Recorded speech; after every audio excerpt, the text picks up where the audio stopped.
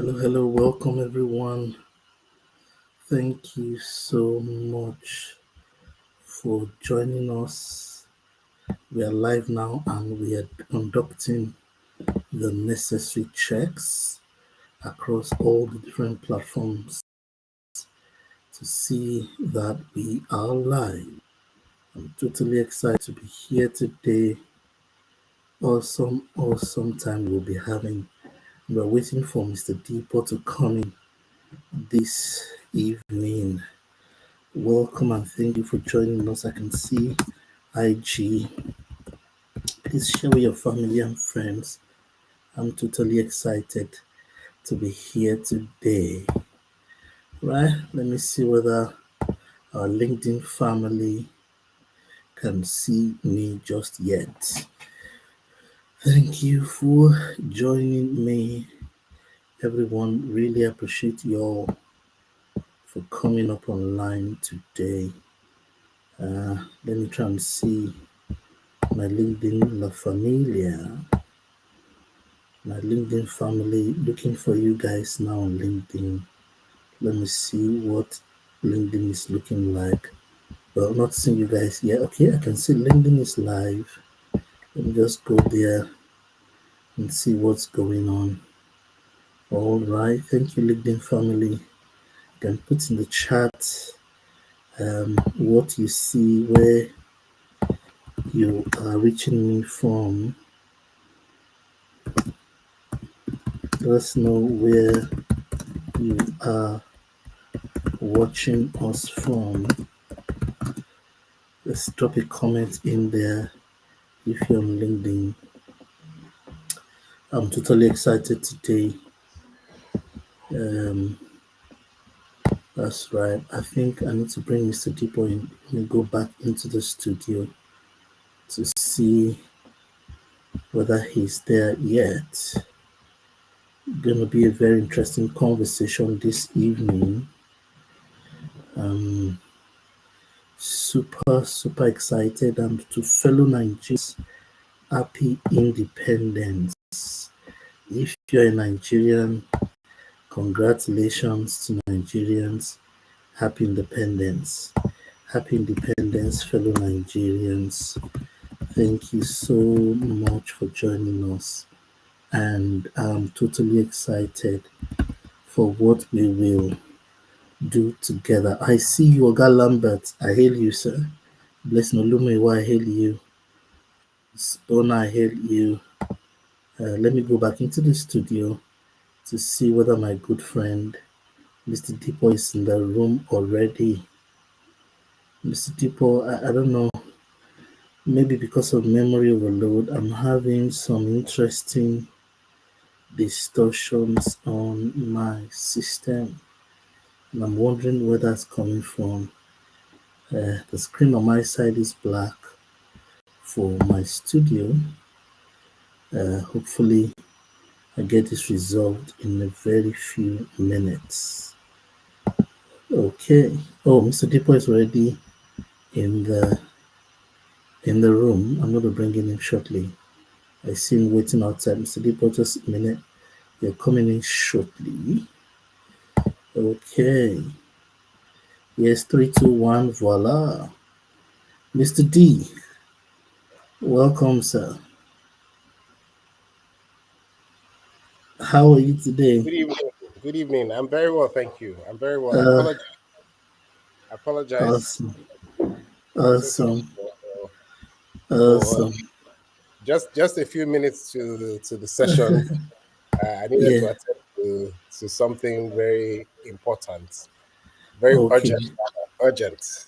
So, Uh, but I'm here now. all right. Um, Awesome. I can see we're live on Facebook. yes. We're live on LinkedIn. All right. We're live on IG. I'm looking for the. I want to forward you the links, Mr. D, so that you can also forward to your people. Okay. Let's do all that hygiene. All right, I've got all the links now. I've got all the links now, so let me just copy them one by one and send to you. Start by sending you LinkedIn. Awesome time of learning we have ahead of us this evening. Uh, I'm almost tempted to say happy, what do you call that stuff now? Happy Independence. And I say, um, as a, what do you call it now? As a teaser, Yes. we're 65 years, while we're waiting to set up and do other things. We're 65 years, Mr. D. Yes. What do you think about Nigeria? How can we make Nigeria really better? Really better, really better. What can we do? What can we do? What can we do? Um, What well, I mean, the Bible speaks about being transformed by the renewing of the mind. right? It's all about the mind. It's all about the Okay, mind.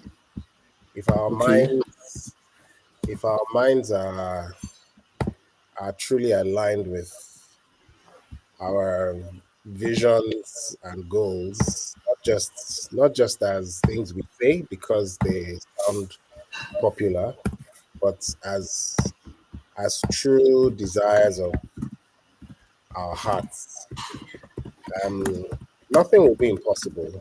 Nothing will be impossible.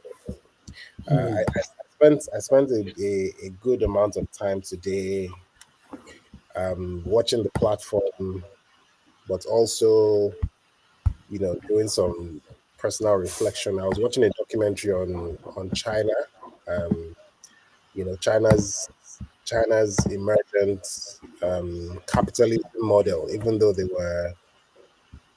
were a communist nation, but Mm-hmm. certain changes needed to have happened, and this was way back in the 70s, where the Tiananmen Square protests against the establishment, the People Liberation Mm-hmm. Army, Mm-hmm. how Mm-hmm. citizens said, "Look, we want a better life." Where we've had glimpses of what's going on in Europe, what's going on in America, and we think that we deserve to have a shot Mm-hmm. at capitalism and having making good advantage of taking good advantage of capital to develop our own economy. And Mm-hmm. even though that particular incident, led to the massacre of a lot of students, but the fruit of it was what we can call the emergence of China as a superpower. Mm-hmm. So as Nigeria celebrates its 65th anniversary, Mm-hmm. um, personally, I don't think that it is a I don't think that all hope is lost, and I speak not Mm-hmm. as a politician, or neither do I speak as a motivational speaker. Um, Mm-hmm. this is the state of my heart. I know very strongly that if our minds are attuned to wanting to to be developed and wanting to build a nation where there is equity, there's justice, there is Mm-hmm. um, Mm-hmm. human rights shouldn't be the privilege of people that have money, but should be something that is fundamentally accessible to everyone. That it is very possible. Mm-hmm. One of the speakers at the platform was the first, female. I believe she's the first female president of Kosovo.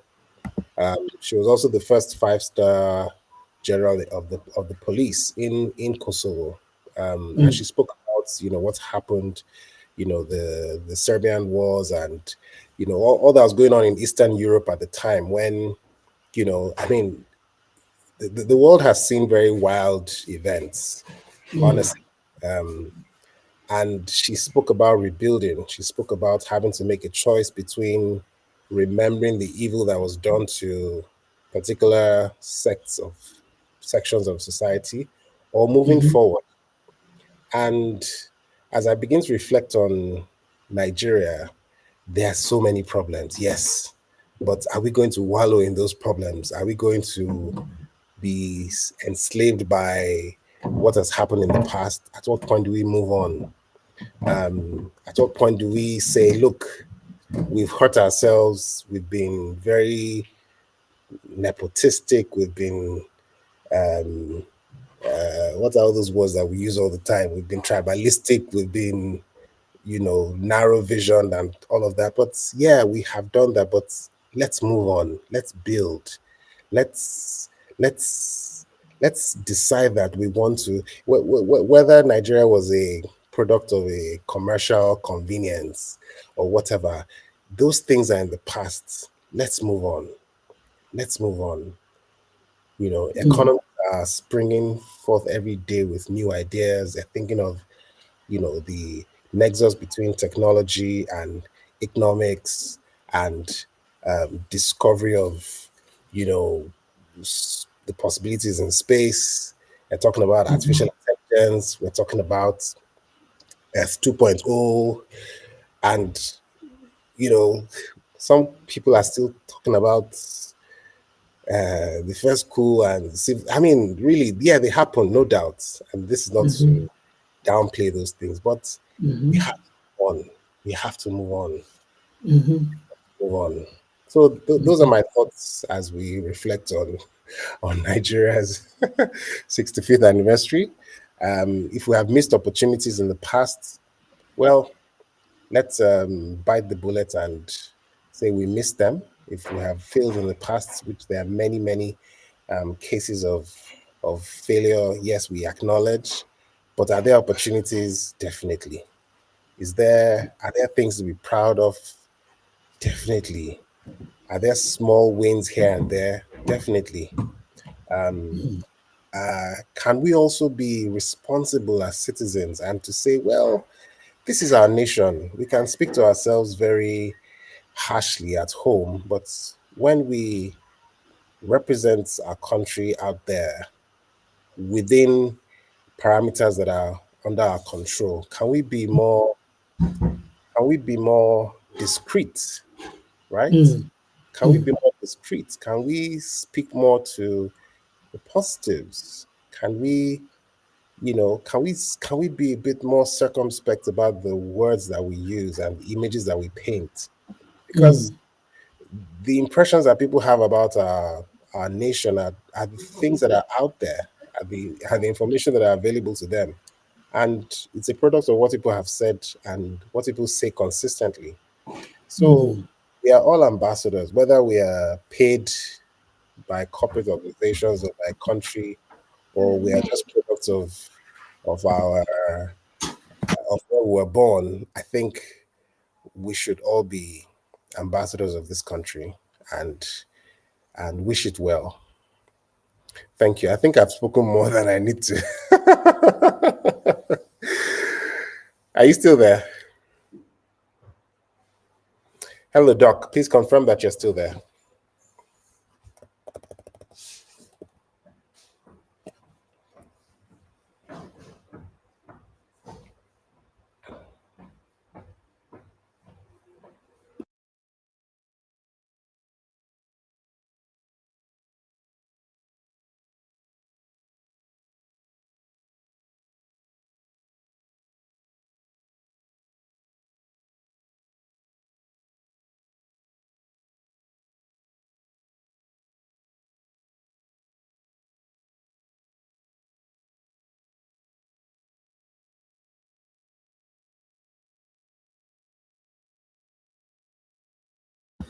Thank you, Mr. D.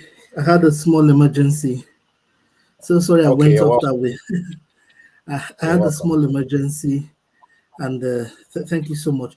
I hear you loud and clear. Nobody will build Nigeria for us. Apologies, I went away that way. Nobody will build Nigeria. Nobody will. At the end of the day, we owe it to ourselves as Nigerians to build Nigeria. And I am optimistic that in our day, mm, the economy of Nigeria will recover faster than it depreciated. I'm mm, totally looking forward to a Nigeria of our dreams.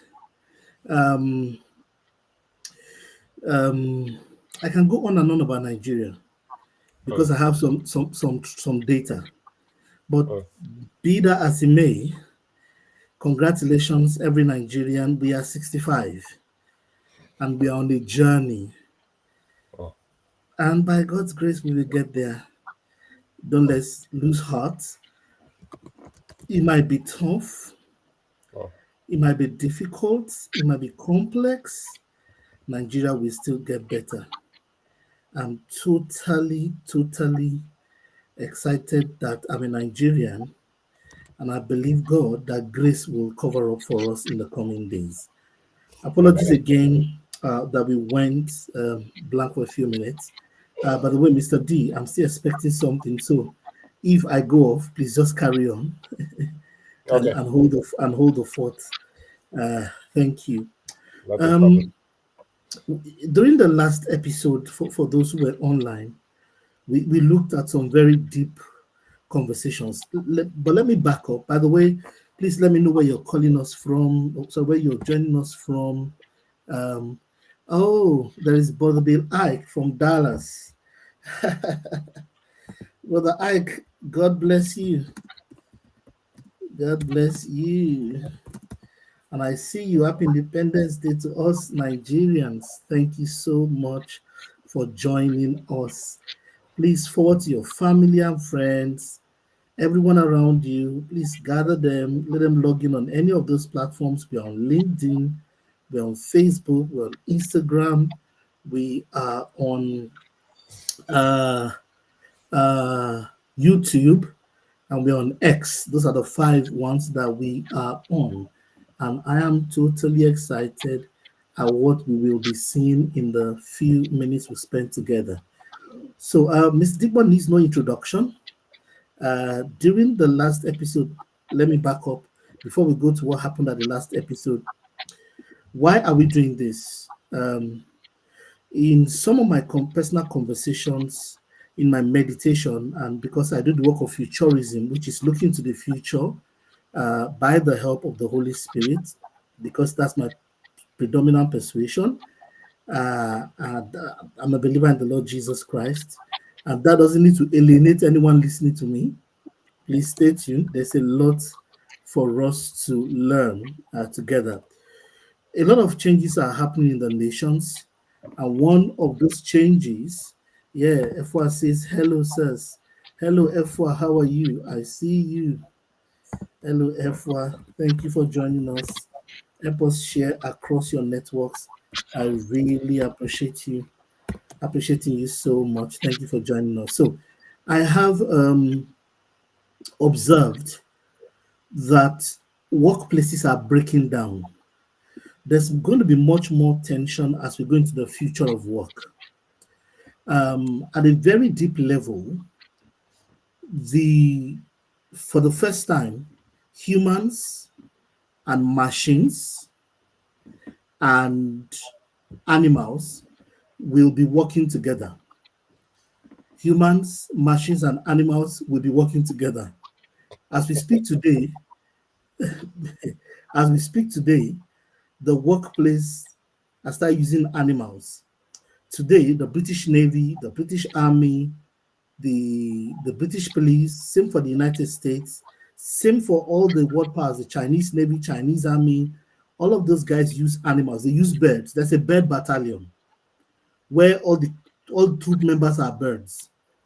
I mean, there are now getting to the point where they want to be weaponizing crocodiles, where crocodiles can fight if war breaks out. They're training sea animals to fight. But the implication of that, so animals, and in care homes, in care business, there are now NHS dogs that are for comfort. They are trained to comfort you. They are all over the United Kingdom. Now, the workplace is getting more complex. Now, machines are now officially, we're even talking about the rights of AI. AI is becoming a person is becoming AI. We are in the age of AI, and on top of that, we are also seeing a lot of mental health issues. The statistic is that in the next 3 to 4 years, 1 out of 2 persons will have mental health issues within a 12-month period. I think it's going to be much more serious. I think in about 2 years, the number of persons that will experience mental health in a whole year will be everybody. The statistics, the statistics will be the the chances that you will escape mental health in a 12-month period is what will become rare. And work is a fundamental part of our lives. We can't ignore organizing ourselves differently to work. And this is what has spawned some of the conversations we are having this evening, the one we did last week. Mr. Dipo has been through F4 Happy New Month. Thank you. I see you. I see Osi Egbiaye. That's a brother from yonder. We grew up together literally. Hello, Osi. You know I celebrate you any day, anytime. Quiet engineer. We were there in the teenage years together. God bless you, blood brother. Good to see you here. So we have this challenge, and it's going to get tougher in the coming days. We could fold our arms and refuse to do nothing. But I know for a fact, as it's been revealed to me, and the big issue is that I don't dwell on revelations alone. I take issues into statistics and data. I have got data and statistics to show that prepare people in their work life for this particular tension coming in the future. And that's why we are here today. The last week, we looked at some very interesting conversations around resilience because teams breaking down is a thing. People are getting fatigued, people are getting tired, billionaires are jumping off top high rises. The rich of the richest, everybody, all teams are under pressure all over the world, everywhere. And much more recently, we have happenstances like President Trump, who, while I hear the big picture of what he's saying, but a lot of people are also under tension and pressure, excuse me. And I'm not criticizing his policy because he's the president. But from a standpoint of what people are feeling, I hope that we have a solution for Americans very soon. There's a lot of tension. Blood pressures are rising higher. In the midst of that, employers are demanding more productivity. Return on investment is not stopping. What you must make per time is not stopping. Productivity is king. That's why we're preparing ourselves with this series. Yeah, brother Robert Morgan, I'm here. I see you, sir. You're a good man. Thank you so much. That's my brother Robert Morgan. He's an entrepreneur. He runs a manufacturing company. Thank you for coming online. He's a very strong thought leader. And if you want to be in the studio and you happen to have my WhatsApp message, or you are on any of the platforms, just say you want to come to the studio and ask questions or interact with us, and I'll gladly bring you on into the studio. So this is why we're doing what we're doing. We want to prepare people for the world of work that is coming. And this is not a motivational mumbo jumbo. This is not one of those meetings where we go and we talk a lot about the rush. No, we want to give people practical solutions at work. Listen, we spend more time at work than at any other place. 12 hours minimum. In many cases, you spend 2 hours to go and 2 hours to come back. So your waking life, if you get home, you sleep. So if half of your life, see, It's our work. You can't escape it. So I mean, we should just make work easy for ourselves. We should just do what we're supposed to do. Yes, yeah. My sister Denike says, "Hello, sir." Yes, Denike, I see you. Thank you so much. Hello, can everyone hear me? Am I still audible? Loud All and right. clear. So half of our lives happening at work. What are we going to do? We can't run away from work. That's half of our lives. We need to make work better. We need to work better. We need to make work more fun. We need to create the necessary environment for what I call positive productivity.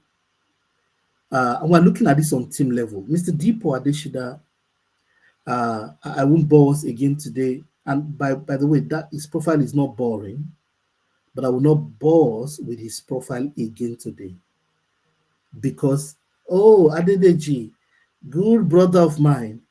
That's one of my brothers from many years ago. Thank you. I see you. I appreciate you. Thank you. Yeah, I'm audible.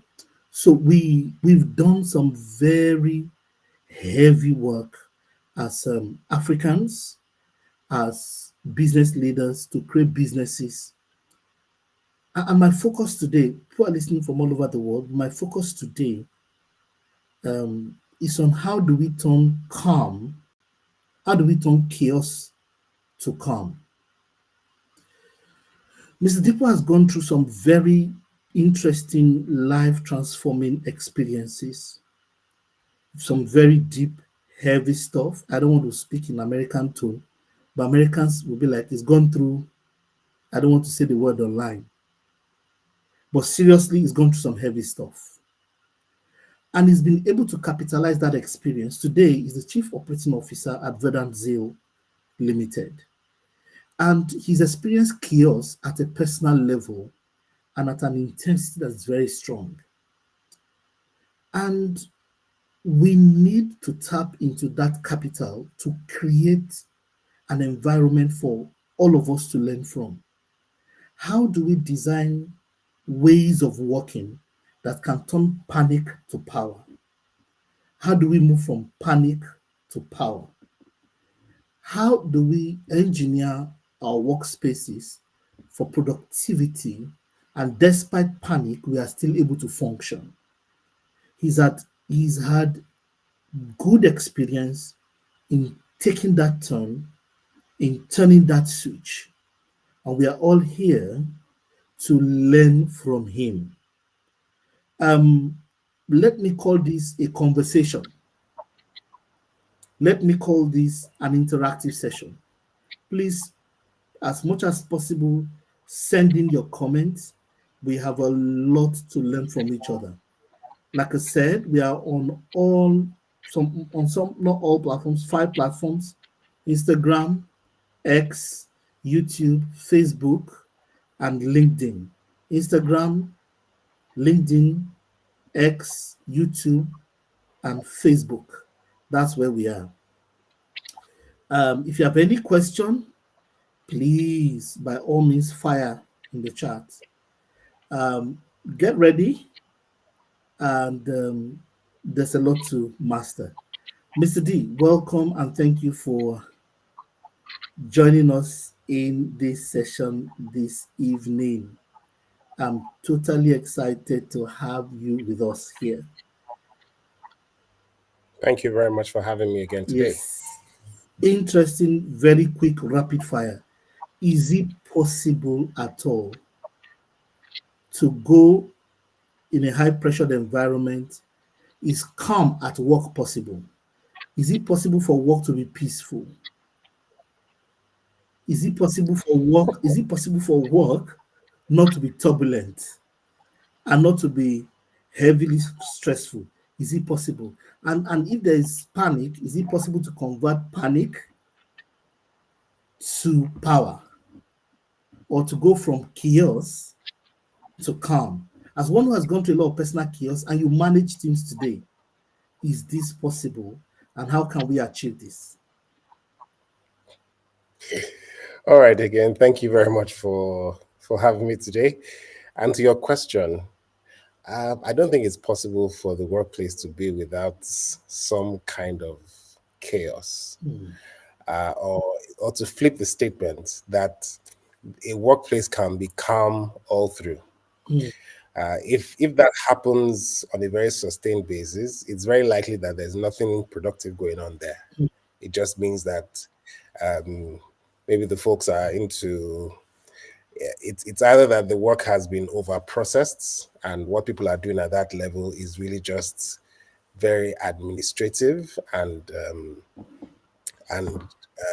secretarial, and again there's no attempt to downplay any particular role in an organization, but it means that there's no real thinking and there's no hardcore uh, creation going on because the creative process itself is chaotic. If anyone is doing anything that requires bringing anything to life, there are many variables that you have to juggle all of the time, and there are things that you know and there are things that you don't know. So the workplace usually is a combination of moments of chaos and moments of some with some sprinkles of calm, some sprinkles of calm.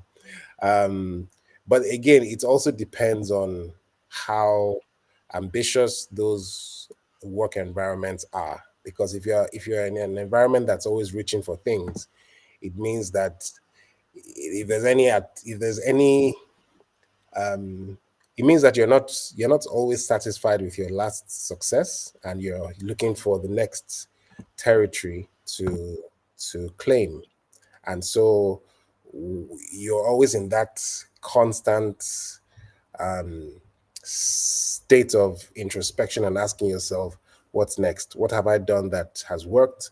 What am I doing now that I need to perhaps reevaluate or stop or improve?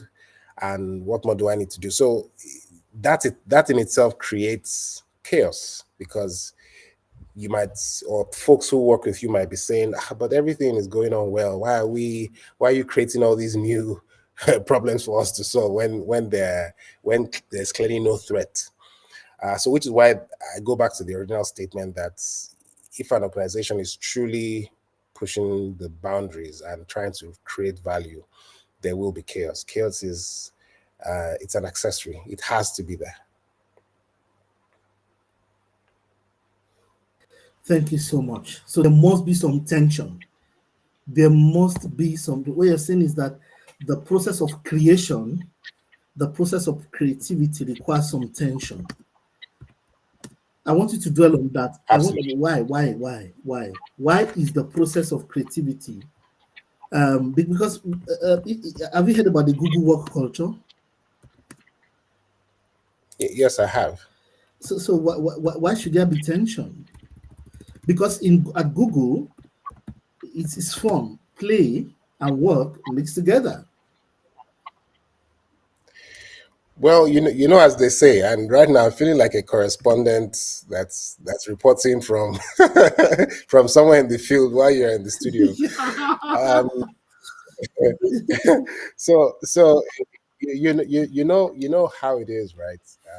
I mean, the Google work environment is came on the scene, several years ago, and everyone was looking at the colors, the slides, the pantry, the free food, and all of that. I had the privilege of reading the Google story. I think it was published when they were 10, and Sergey and Larry, right? And it was quite interesting that when I read about how they started and how they had to literally stack computers on each other, to network them. And they used a particular term in that book. They said they literally downloaded the internet. So for Google to be able to provide quick searches, they had to literally download all the available information on their own local servers, right, or their own local network, so that they could then increase the speed at which it could be accessible by others who are searching for that information. And if you now compare that to the Google of several years further on, and if you go back to the original statement I made, that at a certain level in a business, if the work that people are doing appears to be simple, it means that some people have done the heavy lifting, right? Some people have done the heavy lifting. And again, every now and then you hear that there are massive layoffs in tech. Why do those things go on? Because at a certain level, there's a critical thinking that's required to birth something new. And then once that thing is conceived, they bring in folks who can run it, almost like a production line. And once that process is achieved, um, folks can become dispensable. So while a production line is running, there's predictability. It appears like, okay, I know where the input comes in. I know how the output is going to be generated. There's almost very little thinking that goes on in there. So going back to your Google example, the snapshot of Google that we have seen at that time appears to be one of a very calm organization. But I can assure you that clearly Google, there is a culture in Google that has probably carried a lot of the heavy lifting at a certain point. Maybe what we're seeing again, I don't have any internal access into Google's current work environment and how that looks. But I know that from what I'd read earlier on, a lot of the work had been done at that initial stage to bring it. I mean, today it's the Alphabet company and they have so many subsidiaries. They've bought a lot of, businesses to focus on specific things. In some cases, uh, they have moonshots where they're saying, what can we do in terms of space technology, right? Google Maps, for example, I mean, today we use it so effortlessly, but there was a time when they literally had to cover the whole earth where they had to use cars, they had to use hikers, bikes and all, So point I'm making is that at a certain time, it depends on when you take that snapshot of the company. If you take the snapshot at a certain point in its evolution, it may appear to be completely chaotic. If you take a snapshot at another time, it may appear to be very calm. So context again is very important. But as the organization grows, there'll be certain things that become quote unquote templated. They become a lot easier to do. But the risk in those places is that they can become very dispensable very quickly.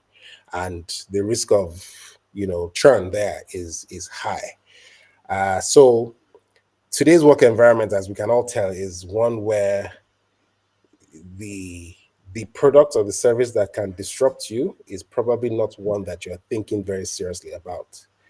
And because of that, if an organization stays too complacent without thinking very dynamically about its environment, its position can be upset. Mm, And so, even as leaders of the business, sometimes we introduce chaos, even if everything looks calm. We say, let's go for something new. The staff might be wondering, but we're fine. No, no, no. We need people to think in that mode so that we don't assume that everything is fine and then 5 years down the line the business is completely obliterated by competition that it didn't see coming. mm, mm. All right, thank you so much for that. Totally excited. I'm monitoring the different platforms as we are conversing. Thank you so much. So let me dive in very powerfully. Do you have anything to say in introduction before we do a deep dive?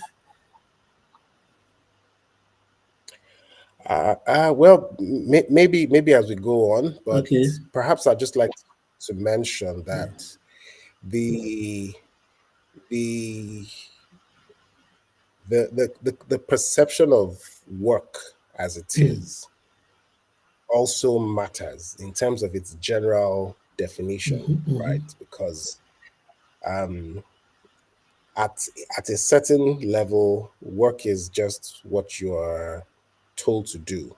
mm, But there are people who create the opportunity for someone to be told what to do. Mm-hmm.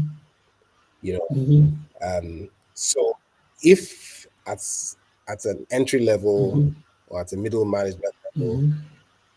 you don't understand that the work you're doing today is a product of someone's thinking and someone's concept and someone pushing the envelope, Mm-hmm. you might see it as stress. That job may not have existed if that person did not conceive that we should be in this industry providing these services and serving these Mm-hmm. clients or these Mm-hmm. customers. Mm-hmm. Mm-hmm. So that concept is extremely important as people in the workplace to know that whatever it is we consider today as a job is actually a product of someone's vision, Mm-hmm. someone's ability to look at a problem and say, we can solve this problem this way and do it consistently. So, if that concept is well understood, Mm-hmm. then the idea of chaos now becomes better assimilated because you know that you are not just working a job, you are solving a problem. Mm-hmm. And problems are they're almost like amoeba in nature. Mm-hmm. They're not quite defined. They can take a different shape tomorrow just because the conditions are different. But if you understand that your being in that environment is to solve a problem and not necessarily just to clock in, clock out, it then helps to redefine the whole concept of chaos. That's deep. That's deep. That's deep. That's deep. That's deep. What you're saying is that work should be seen as an opportunity to create value. Work is an opportunity Absolutely. to create value. So the chaos is worth it. Work is an opportunity to create value. Work is an opportunity to create intelligence. And so it's like a woman who's gone to the labor ward. That pressure is worth it. Wow, wow, wow. That's a very deep perspective. Thank you for giving us that interesting shot. So, no, A- And Doc, just to jump on your analogy of labor, right? Because somebody might also be thinking, well, there is epidural, there is C-section, right? Even those options and alternatives too are a product of work because someone says, oh, the pain is too much, let's use this painless route.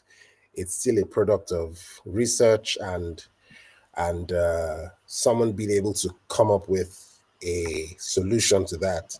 If you want to go again, I'm using these examples respectively through cesarean section, there is still a skill that is involved in getting that process done. So there is no quote unquote escaping the concept of providing value in the workplace, even if the objective is to increase convenience. It's usually would require a higher velocity of thinking and ideation to be able to get to that point. say that again slowly, sir. So I was just jumping on your analogy of labor, Yeah. right? That because if you look at the if we give imagery to labor, it is a very painful process because a child has to be born and there are contractions and the woman has to push. But someone might be thinking, but there are options. There's option of the epidural. There's option which again reduces the physical pain. There's option of cesarean section, right? But even those options are a product of someone who has thought about it and has added value to that process. So if epidural, it means that you've someone has thought, how can we reduce the physical pain that a woman goes through in the process of giving birth, and has done research into, you know, pain management and has produced, uh, an additive, an injection that can reduce pain. If it is cesarean section, it is a level of surgery that is specialized, whereby someone is able to provide a service. So in all of the options, whether they appear to be painless or to reduce the amount of quote unquote pushing that the person is required to do, there is still value involved. There is still work involved. It is still requiring value and, in some cases, chaos. Because if you have to come up with a drug that reduces pain, the question could be, why can't people just push when it's time to give birth? But it's all in that bit to continue to provide value. So I was just piggybacking on the last example that you gave. So value contains chaos and work.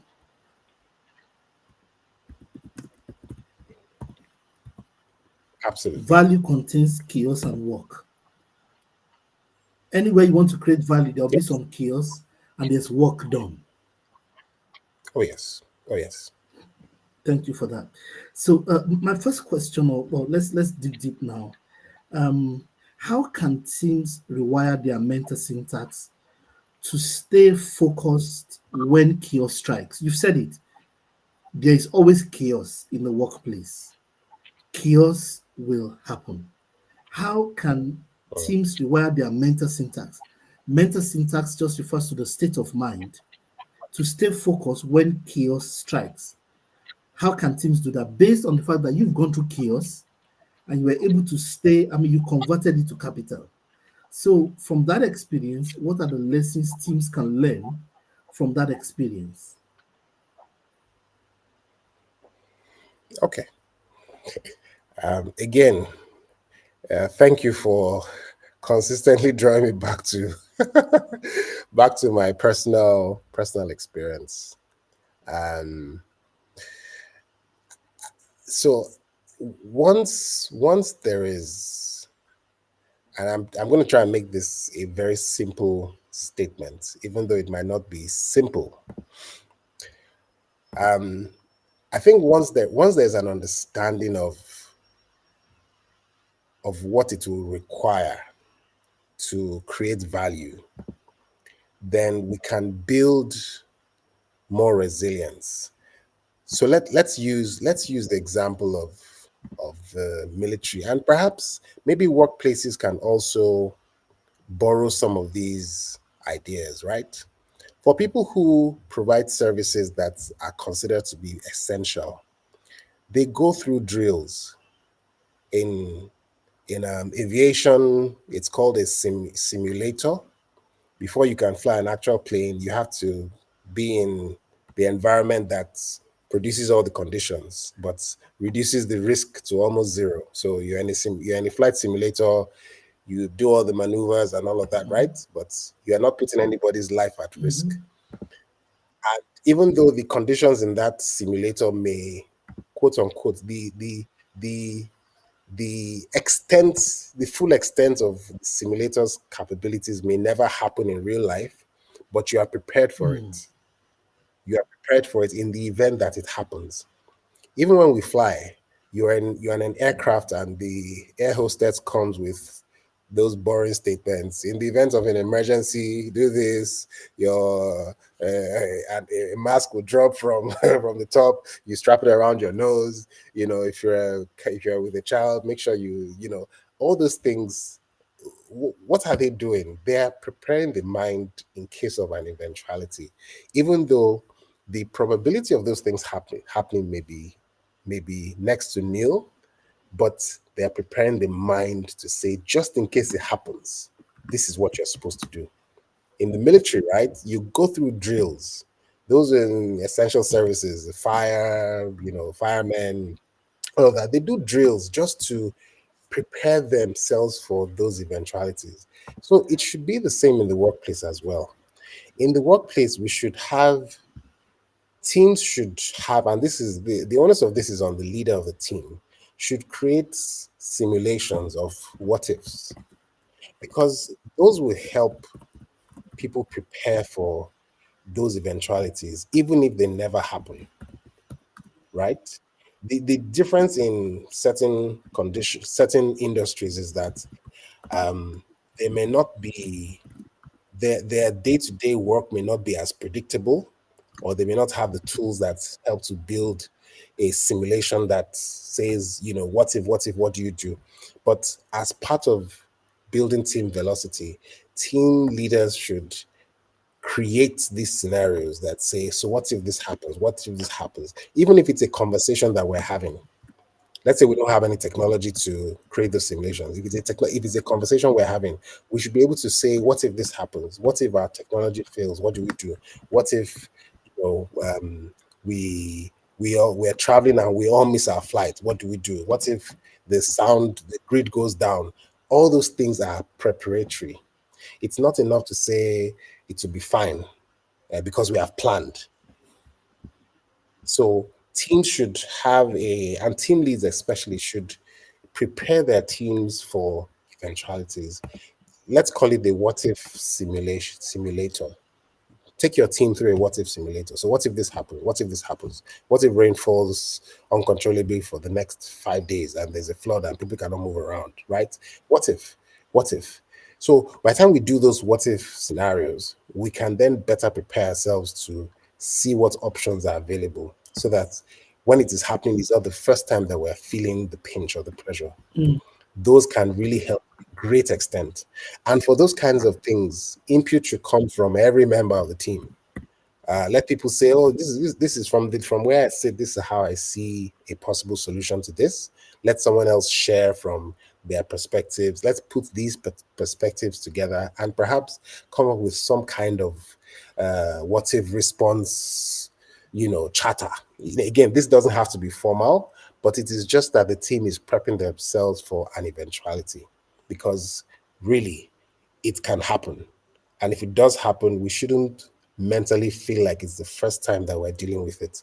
We should have seen and prepared for it in advance. Thank you for that. I had an experience in Dubai, the desert safari, is where the vehicles should Right. be going. And I told at that many years ago, I told my wife, I said, I will not be worried. I will not. Don't worry. I will not puke. I won't cry. I'll be very strong. And she said, "Are you sure?" I said, "Yes." So what happened was that what she didn't know was that I mentally prepared. So I woke up in the morning and I just sat in a corner and I began to spin my mind very fast. I began to move my head and spin very violently. You won't believe it. Everybody in the jeep, in fact, the car turned sideways. Everybody in the jeep was crying and mulling. I was just laughing because I pre-played it in my mind. Thank you for that. Um, one tool that's worked well for me is reframing. Mm, Whenever chaos strikes, I mean, to know that chaos will come. It's not a matter of if, but when chaos comes. So I use reframing yeah. in my work in operational excellence. For example, there are things you call high pressure language. There's a mind of a team, there's a soul of an individual, and there's a soul of a team. There's a soul of an individual, there's a soul of a team. With an individual, the soul is one person, but with a team, it's diffused, Mm, and that drives the culture and the habit, and it's much more complex to scale. You must have some codified understanding. For example, there's high pressure language, things like deadlines. I replace it with mm, lifeline. We right. call failure, for example, feedback. Immediately we use those words and those communication, it reframes Mm, stress into growth mindsets. In a very heated meeting, you mentioned a particular strategy you used, which is resilience. There is a way out once you are not in the grave. You said it that you saw Mr. What's that man that was enfant terrible? That man that was disturbing the whole hospital. oh yeah, by Ogabala. Oga Bala was totally very sick, yet totally very engaged. He caused trouble, made noise until everybody became his friend.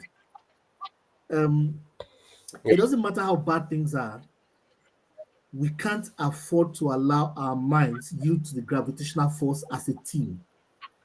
And that will show itself in Mm, team meetings. How early we arrive to meetings, if we already have a defeatist attitude around the deliverables, then is when we have really failed. So I use phrases like feedback. When people say, "Oh, we failed," I will say, "Excuse me, sir, sorry, we got feedback about how not to do it." And teams that do those subtle things. So we have a list of items in the Scrum and Agile tradition, what you call failure, product failure, backlog errors. No, no, no. I call them backlog feedbacks. And we agree as a team, we're going to use this phrase.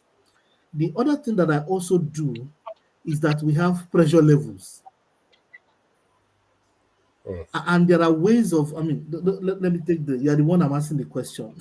So, apart from the one you shared, are there any other ways that you can reset the mental paradigm or how your team is viewing an issue or they are seeing the chaos?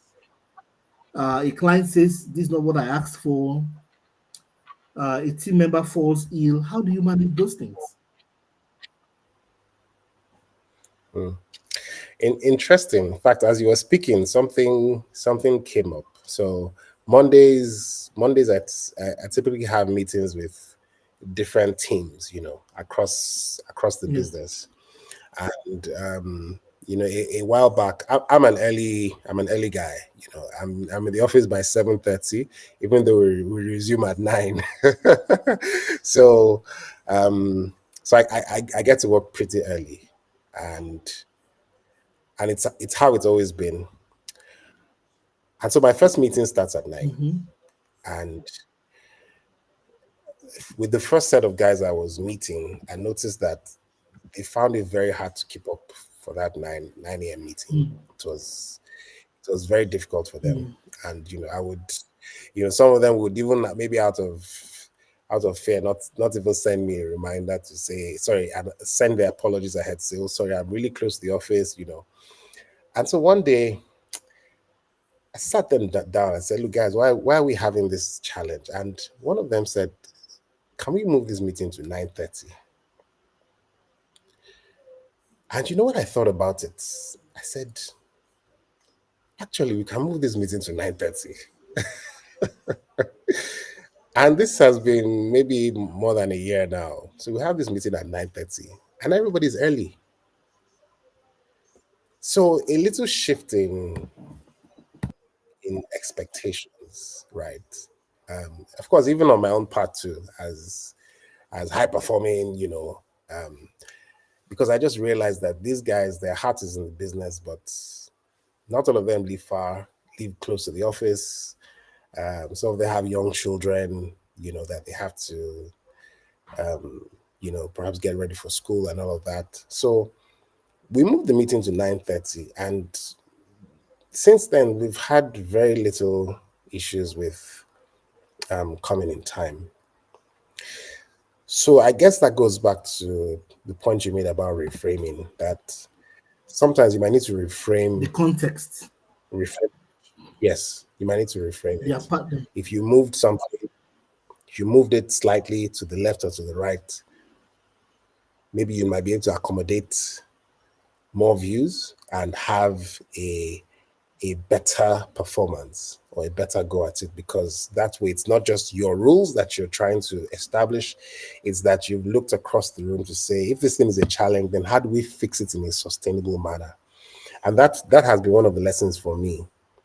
So teams have, I like to use the word velocity, because the velocity is the total speed of everybody divided by everybody. So if one person is moving at 100 kilometers per hour, and the last person is moving at 10, your velocity is that's 550. It's not more than that. You who are moving very fast, you still have to slow down. So if we're able to increase everyone's velocity, the overall average is faster. Do you Mhm, understand? mhm, mhm. As against rapid and very slow. So that has sort of taught me the importance. Now, this doesn't mean, and again, sometimes when I use examples, there's the importance of context.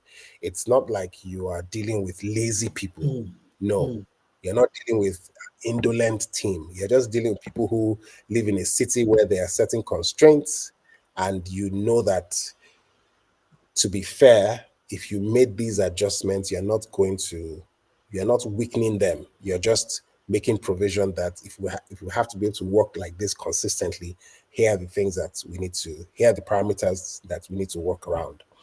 So that perhaps is one of the ways of, even as leaders, understanding that you need to find how to get the best out of everyone mm, without indulging bad behavior, without indulging excuses, but by getting the best out of everyone possible. Of course, this doesn't mean that it's always a kumbaya situation. There'll be times where you have to fire, there'll be times where you have to reassign, there'll be times, but it's important that that team can work together consistently and produce results consistently. And even when new things are added into the mix. So once in a while, I mean, we're in marketing, right? We're preparing for a pitch, and a day to the presentation, I say, you're going to take that presentation. And person goes like, and, but now that they know that it can come to anybody, everybody's prepared. mm, So it's not a case of the person who walked on the deck is the one who has to present it. No, chaos is that anybody in this room can take that presentation. mm. So it is your duty now that you are aware that it can it can be you. You will be part of that It may process because it may be you. it may be you. It may be you. Somebody, Maybe somebody. somebody among us we present today. So on like a format where there's just one superstar and everybody is supporting that person, uh, chaos is that it can be anybody in this room because something can happen on a particular day and that person is not available. What do? We all fall under pressure. So instead of doing that, we disperse it. Everybody has to be as good as everybody else. If the average velocity per individual in the team is increased, if the individual velocity per team member is increased, the average velocity increases. That's my philosophy. Say that again. I need to write down that formula. So if the individual velocity per team member increases, the average velocity across the team increases. Mm, So if you bring everyone up to a minimum strike level, by the time you gross up, the total speed of the very fast ones versus those who are not as fast, because you have increased their minimum strike level, the general um, capacity of the team is increased, and that's because you you give everyone the opportunity. You shake people once in a while. You say, you who's if you walked on the deck, you're not the one presenting, somebody else is going to present it. You're going to go for that client's meeting, you're going to be the one who travels for this event. And you so people know that they can't just be sitting ducks. They have to be part of the team. They're not and again, like I said, a lot of this rests on the kind of leader that you are. mm. So throw chaos in every now and then. Throw chaos in in fact, not every now and all the time. Let people not be able to sit. It's not like they can't sit comfortably, but it's also part of their growth process. It's part of their growth process because the higher you go in life, you're going to have to deal with a lot more battles. You need to be prepared, especially if, I mean, there'll be things that give you no warning signs. They're going to happen. It's just how life is. So why shield them from the onset when they can start to nibble at it bit by bit until they are very comfortable with curved balls? Mm. All right. Thank you so much. So, how do you go from panic to power? How do you go from panic to power? How do you go? There's no How sim. do you go from panic to power? I mean, somebody on Facebook, on LinkedIn wrote easier said than done, as if it's almost impossible. So, how do you go from panic to power? In a team, how do you turn panic to power? Um, well, again, I have a friend. We work together a lot. We used to be colleagues back in the day, but now we do quite a bit of work together often. And she's always made this statement that, how come you're never under any pressure? How come you're never under any pressure? I mean, she's a very high performing professional. I mean, she gets the job done, but sometimes she's just panicking, um, and I don't panic.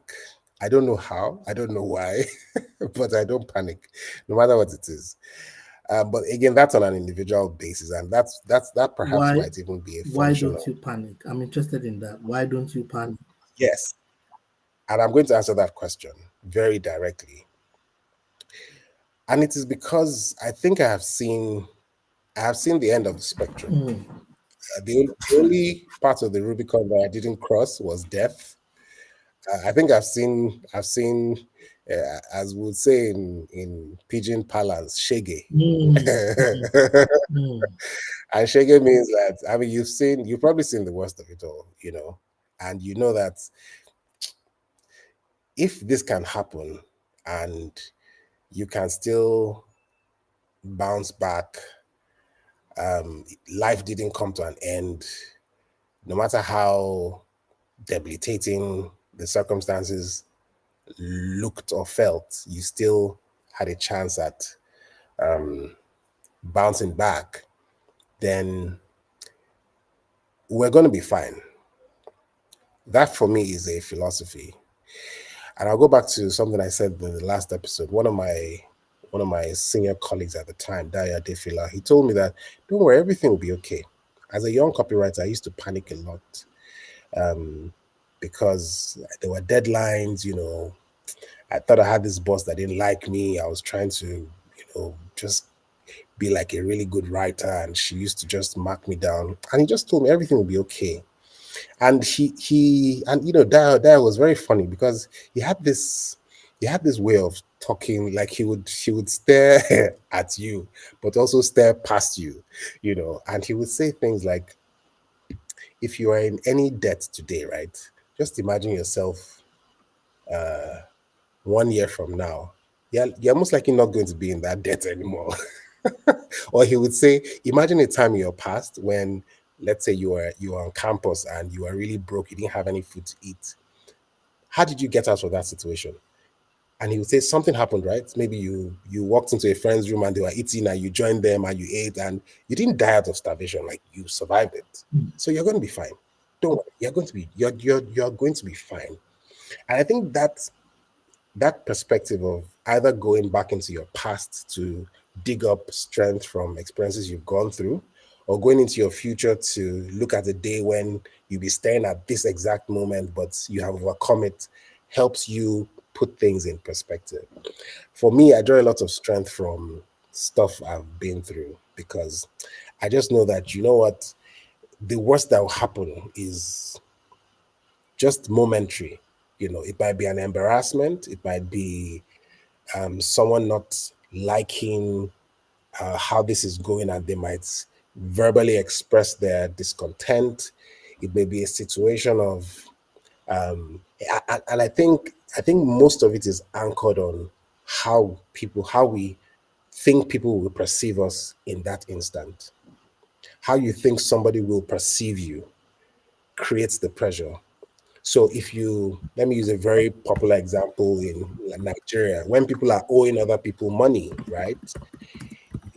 Reflex is that they don't want to be seen as not being credible people. So sometimes they avoid calls, or sometimes they run away. Sometimes they can also be avoidant. Someone who is owing you money, is sending you, today is the 1st of October, they're sending you happy new month. And avoiding the issue that is at hand. Sending you prayers, sending you all kinds of things. That's an avoidant behavior. In some cases, it is that they completely evade the issue, and they hide, they pretend.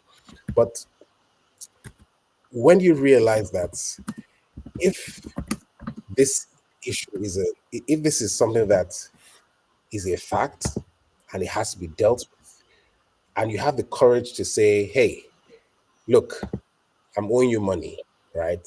I don't feel good about it, but as I am right now, I don't have the capacity to pay you. I will come back to you with a payment plan. Even that person will have respect for you.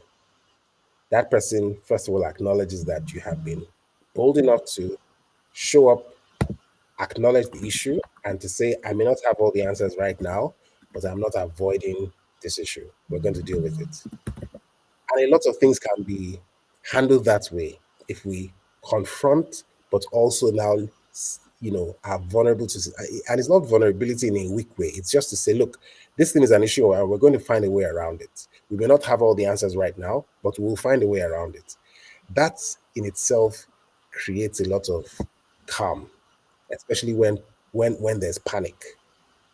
It could be someone who is in a situation, the rent is due, but the landlord says everyone get out of the house. How many eviction stories do we know? There've been so many. But if you ask those people today, they're probably not homeless. They're probably in a new place. Some of them might tell you, "Oh, thank God that person kicked me out. I'm in a better place. I'm in a bigger house. I moved into my own house." Right? So those things are there. They cannot be avoided. The response is what makes or break how that person comes out of that thing. I don't know if I've answered the question Yes, as clearly as possible. yes, you have. Yes, you have. Um, um, how do you instill this stoic anti-panic mentality into a team? How do you help your people to press the power button as against the panic button? Because the examinations of life have no timetable. How do you inspire that energy? How do you take that mind frame and install it onto your team for performance? You've been through a lot. I mean, there's a joke in Yoruba land that says that have you died before? I mean, you one that's gone to the edge of everything. Because you've been at the edge of everything, doesn't matter what anybody does or says, you're okay.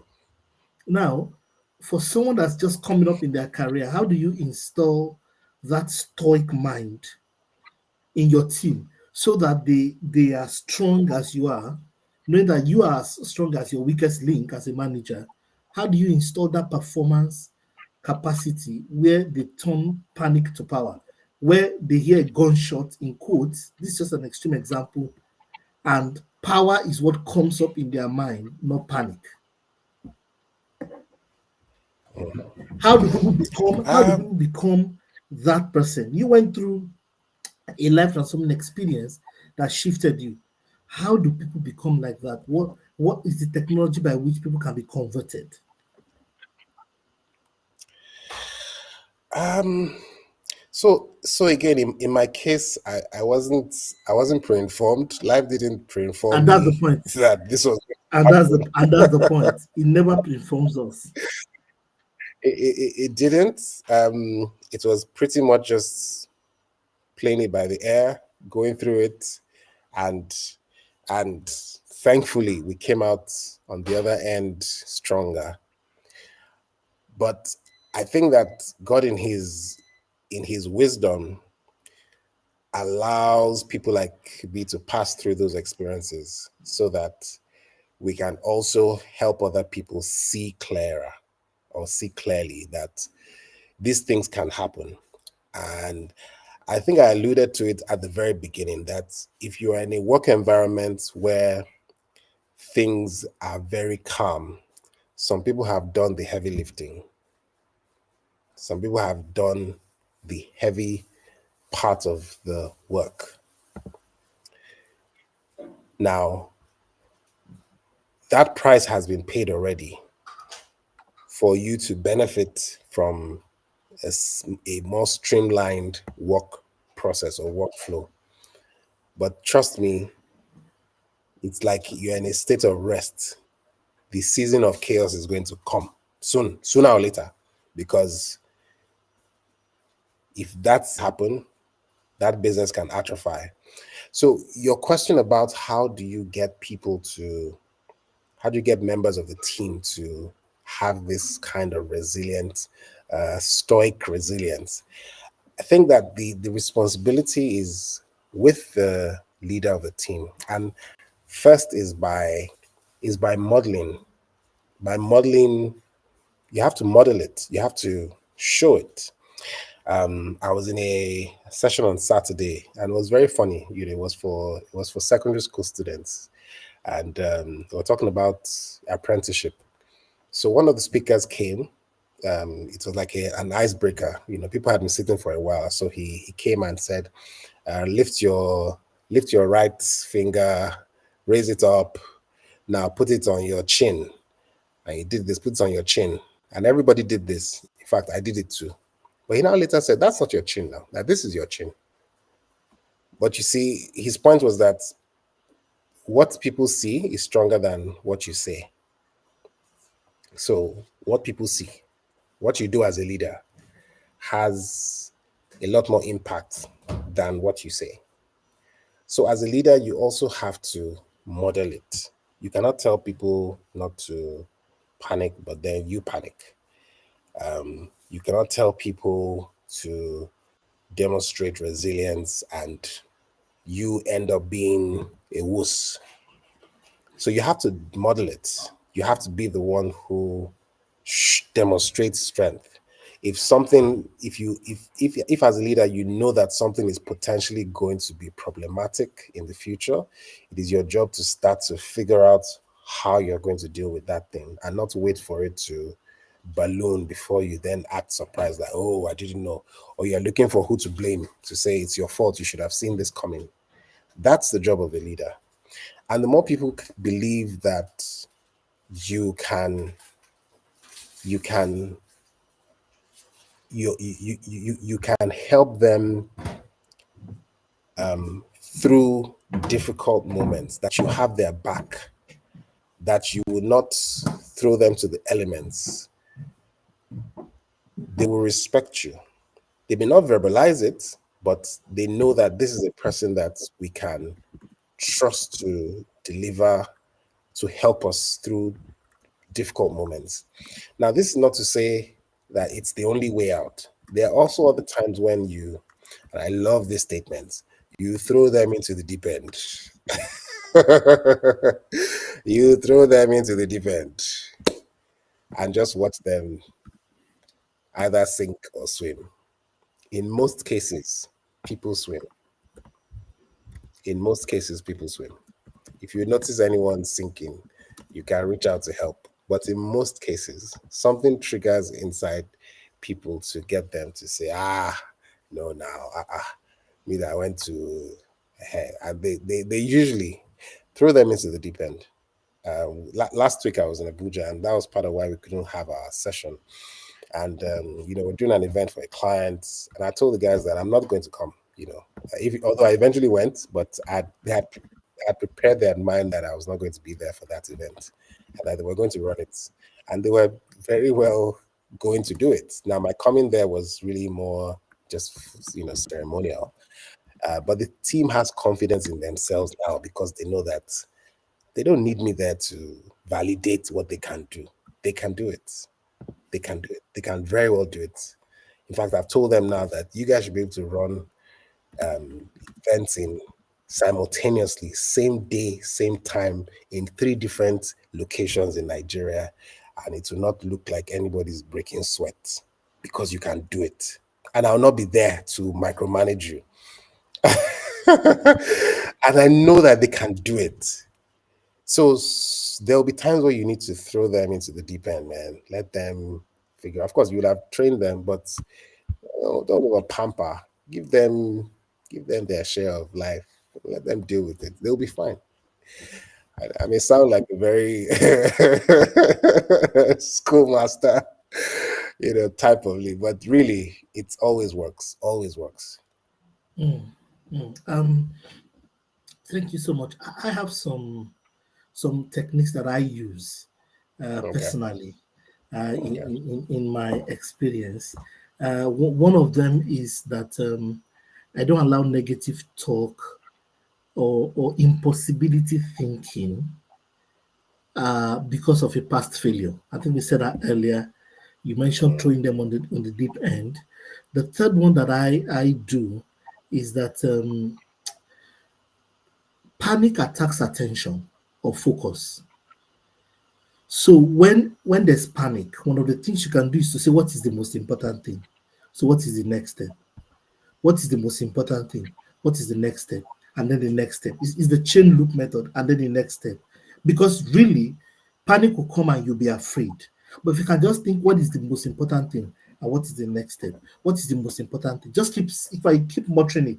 There's a firefighter many years ago in New York who had a huge track record of saving many more people in fire uh, um, outbreaks. And they asked Emergency. him, how does he do it? That he copes very well with fire and panic. He said he just asks, what is the most important thing? What is the next thing? I'm trying to go towards that door, and there's fire everywhere. My next step is important. My next step is important. That door, my next step is important. And he said, no matter how crazy the noise from the outside, his body giving him signals, he's burning hard, things are very fearful.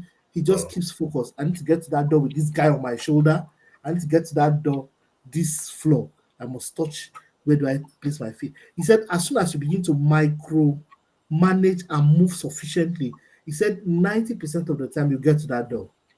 So, but what destroys a lot of firefighters is that you are bothering with the environment, because panic attacks attention. Panic is a direct attack on your attention and your focus. The other one I have used before, and that was because I had a very very crazy manager many years ago, and I remember I always tell myself I went to work last week. I was there upper week, and I'll be there again. That's what Mr. Defila taught you too. I'll be there again next week. So he cannot kill me. What is the worst case scenario? He will shout, he will hoot, he will do this. He's a toxic guy, but I'll be alive and I'll still come to work next week. Yeah. And I used to have a boss who was never afraid of anything. There's nothing you will say. You won't see it in his body language. You will not see it in his body language. You will not see it in nothing you will say. He doesn't flinch. He doesn't, and because of that, he inspires a lot of power just by his executive presence. And when there's a problem, there's one of my very good mentors in project management. We call him Chaos, Mr. Shelesi. He's probably watching me or watching us online. He used to do something when things are really bad. He tells me, he said, "Deo ye rest." You cannot you cannot solve chaos by chaos. You cannot be chaotic in your mind. You cannot move at the level of the energy of chaos. Your first rule, you must be at a level of intelligence and capacity higher than the chaos. And that calls for your mental calm as a project manager. He said, speak more slowly, speak in when really the tension is very high, order and calmness becomes capital. So he said to me, calm down and be in charge of the situation psychomentally. I was a very young engineer, and then I was moving to project management at the time, and he mentored me in that experience. And there's a whole lot along that line, but everybody needs to master it. We need to get to the point where we are able to manage chaos in a very very intelligent way, Yeah. and we turn panic to power. All right, let's go to the last comments. Thank you so far. I've enjoyed the conversation. You're super, super, super awesome. Always a pleasure having you. Let me ask you my last set of questions, and then we will reconvene next week. This one is a deep one, and I hope that we're able to tackle it in very, very short burst of time. I for whatever reason my phone. All right, my phone was acting up, but it's back. Um, how do you how do you practically move your team that's already in the panic zone? And how do you move them practically to ensure that they don't revert? How do you make it permanent? How do you make their response to panic power so that's a permanent installed capacity? As one who has gone through panic and it became power, and there were irreversible changes that happened in your life, and that's the last shot, 2 3 minutes. How do you make it permanent so that your team doesn't revert back to old habits of responding to issues with panic when it happens? Hmm. So how do you make the response to panic Power permanent? on the permanent, yeah. I mean, the second question was how do you reverse it? How do you ensure that the response to panic is power? But how do you make that installed capacity so that that's how your team responds all the time? Mm, And you're not in control of their minds. mm, But you can get to the point where they are now used to it. What mm. do you do to make that change irreversible? 3 4 minutes before we round up on that part. So well, I would say that it's still part of this whole thing of of simulations, right? Of simulations. I think that if we simulate if we simulate different and outcomes, different possibilities, and we're not talking about inspirational simulations, we're saying what if this goes wrong. One of the methods that I use very strongly on in brainstorming sessions is that the brainstorming sessions that I lead are usually very loud. They're very loud. We argue. People give very strong opinions about things that they believe, and then we go back to data, and sometimes they are humble and sometimes they are not. So it's that people have to responses to panic have to be something that happens. Response to panic is a subconscious thing. It means that no matter what your head knows, it is what your inner programming is wired to do that you will do. So if we get to constantly affirm ourselves, or sorry, not affirm, constantly surround ourselves with these what I fall back, we prepare ourselves for what we can do. One of those sessions, what then happens is that because we have thought through what can likely happen, we then say these are things that these are things that one should do. And so even before those things happen, why not build a rapport with this person? For example, do you know? I'll use this scenario of an event, right? Because we just finished organizing one. Um, do you know the manager of the event center, for example? Somebody else may have booked the hall, but it doesn't hurt for you to have the person's number. Do you understand? Because if something goes on in a hall and you don't know who is managing the hall, you're going to panic. But if you know that during an event, the generator can go off and everybody can be in panic mode, 4 weeks ahead, if you get the number of the person and you call to say, "Hey, I'm going to have an event in your place. Do you understand? My name is X." Do you understand? You are preparing for that eventuality, so that such that if it then happens, you are not looking for the person's number on the fly when it's happening. You've taken 1 to 3 steps in preparation.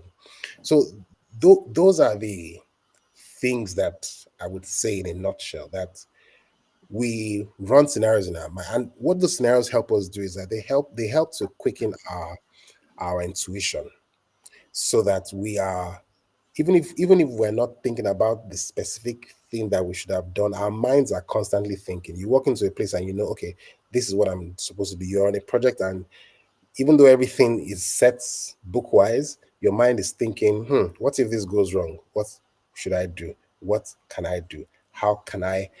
That's what those scenarios help people in the team do. They help them think. And the more they can think intuitively, it reduces panic because it means that they know that if they take a decision, when they come back, they're not going to be harassed for using their intuition. They are going to be, in a manner of speaking, celebrated for saving a situation because they they thought about what they could do to salvage it. So Mm. as a leader of a team, if someone took a decision in a panic situation and it was because they had sort of figured out that if I do this, that's the best under the circumstances, I'm going to commend them. Even if that thing was not the best decision, if it was something that was done in the interest of fixing the problem, they're going to be commended. I think the last session I had mentioned that one of the events we went for, I think it was earlier in the year or last year, the folks missed their flights, but we had a great event the day before. For me, I knew that missing that flight was not out of any bad intention, right? That created panic. My personal response to that was, look, guys, you had a great event yesterday. Don't worry. I'll stay back with you guys. We'll cover this. Panic, down zero. We fixed it. We had a great event yesterday. Don't worry. I'll find a way to cover the cost for this. But next time it must not happen. Because if it happens, you are completely on your own. But in this particular instance, we have dealt with it. Panic reduced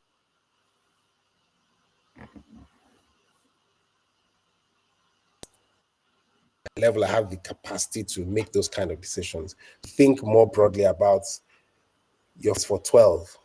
By 9 a.m., you should be in that airport or in vicinity because you're not in control of all the elements. Now that we know better, we plan better. But that's because that's happened before and we've covered it. If it happens again, they are going to be on their own. All right. Thank you. I hope Thank you that so answers. much. Thank Yes, you. yes, yes. I just have one more point. I mean, my friends on Instagram, I see you commenting Moses and Moses Tiami. I see all of you on Instagram. Thank you so much. You're super awesome. I just have one more question. Now, but this is a small team. Okay. So how do you transfer and scale this solution to a 10,000 member organization? How do you turn calm? How do you turn chaos to calm and turn panic to power?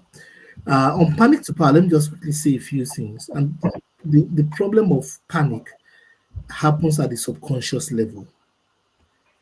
And a leader must be a mental reframer and have the skill to modulate and affect the subconscious of his or her team. All leaders who will do well in the coming days must be able to do that performance surgery to get their tasks done, because now your work as a manager is to work through others. And there's no excuse. That's why you're being paid the salary. There are the skill sets that train the subconscious, and the manager of the future must actually be able to deliver results at the level of the subconscious, meaning the barriers that people are facing internally, you are in an unobstructive and ethical way able to help them to overcome their personal limitation and habitual patterns that's limiting their success on the job. Now, but that's a team of 5 to 10 people. How do you get the same result if you have a 10,000 member organization, for example? What are your thoughts? And then in 1 minute before we round up. And then questions, everyone. Please kindly drop in your questions wherever you're watching us from: X, LinkedIn, Instagram. Please give us your questions. Well, for those who are in development in any form, development communication, development interventions, their model is train the trainer.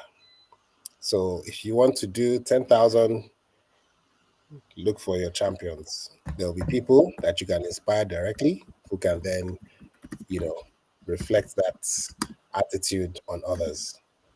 That will be the model.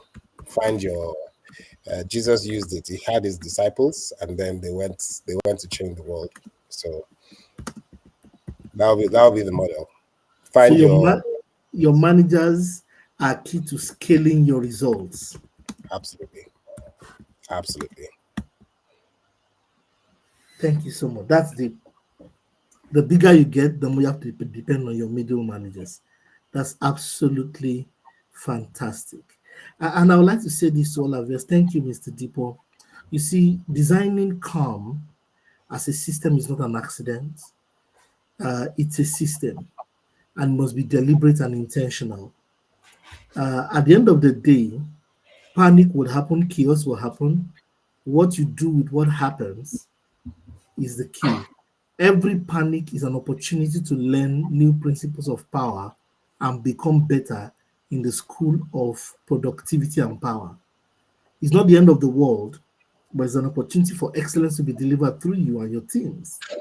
It doesn't matter where you're operating in an organization, resilience, are we together, Mr. D? Yes, we are. I'm right here. All right, resilience is still one of the characteristics of managers of the future, people that can manage teams into resilience. So, my our dear viewers, we're living with this message as a manager, as a leader, as one who runs a business, that the power to empower your team, especially for agile teams, and improve your ways of working, rest on your ability to convert chaos to calm and power to be extracted from panic. Panic contains power in chaotic form.